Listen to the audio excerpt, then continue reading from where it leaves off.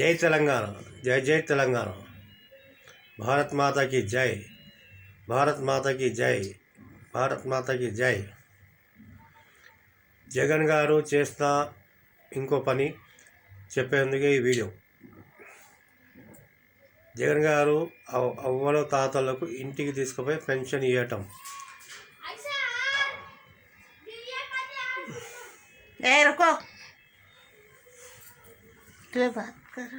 అవ్వలకు తాతలకు ఇంటికి తీసుకుపోయి ఇవ్వటం పెన్షన్. ఈ పెన్షన్ ఏ రాష్ట్రంలో అయినా ఉంటే సంతోషమే.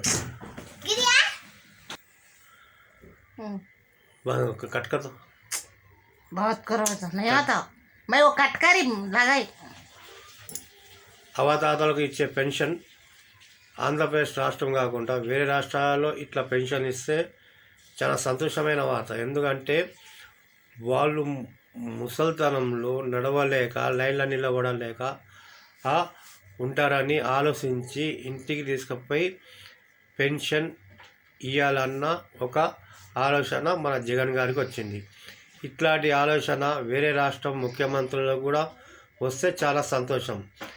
ఏ ఒక్క రాష్ట్రంలో ఇట్లాంటి ముఖ్యమంత్రికి వచ్చినా ఇట్లాంటి ఆలోచన వచ్చినా సంతోషమైన వార్తే. ఎందుకంటే అక్కడ కూడా అవతాతలకు పెన్షన్ ఇంటికి తీసుకుపోయి ఇవ్వటంలో తోడ్పడుతుంది. అట్లనే అవతాతల పెన్షన్ ఇళ్ళకి తీసుకుపోయి ఇవ్వటం చాలా గణనీయమైన విషయం.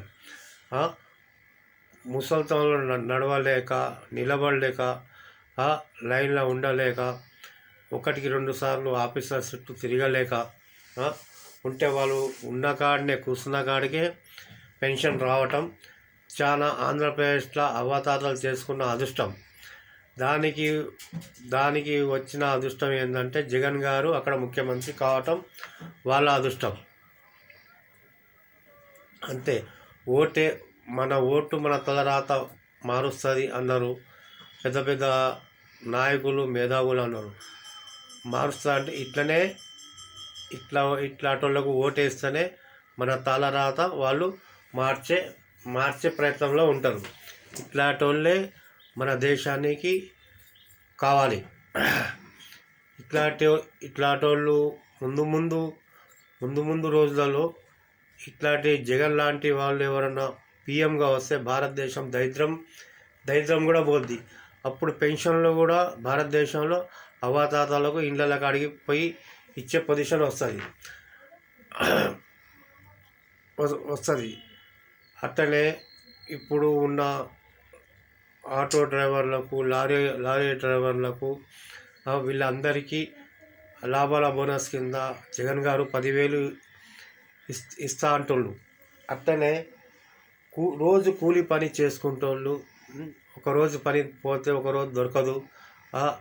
అట్లాంటి వాళ్ళకు కూడా ఒక 5,000 10,000 లాభాల బోనస్ కింద సంవత్సరానికి వాళ్ళకు కూడా ఇస్తే చాలా మంచిది జగన్ గారు.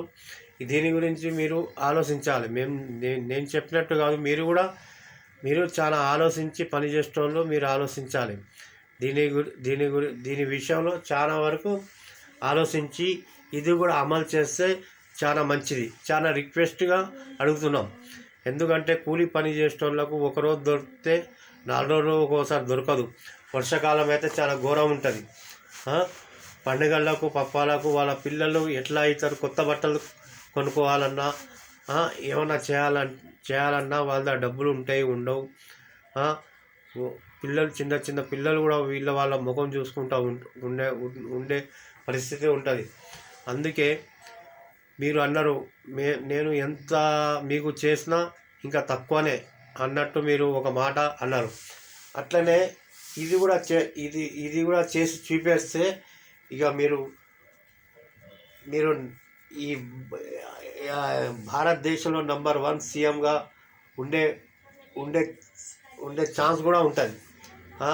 ఇట్లాంటి సీఎం ఎన్ని రాష్ట్రాల్లో ఉన్నారో అన్ని రాష్ట్రాల అంతా వాళ్ళందరూ సంతోషపడే రకమైన పబ్లికే సంతోషంగా ఉంటారు. ఇట్లాంటి సీఎంలు ఉంటే అన్ని రాష్ట్రాల్లో అక్కడ ఉన్న పబ్లిక్ సంతోషంగా ఉంటారు.